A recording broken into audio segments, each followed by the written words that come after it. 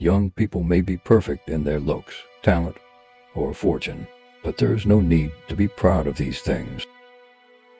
You may compare well with many people around you, but in this world there must be some you do not know who can outshine you. When you are young, you should have a humble heart and be fully aware of impermanence. Do not think that any phenomenon is constant or unchanging.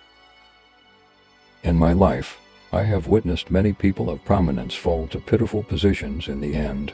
A wealthy person suddenly becomes poverty-stricken. A poor person turns wealthy in the blink of an eye. Everything on this earth undergoes similar drastic changes. The impermanence of wealth is like a cloud floating in the sky. The impermanence of status is like mist shrouding a mountaintop.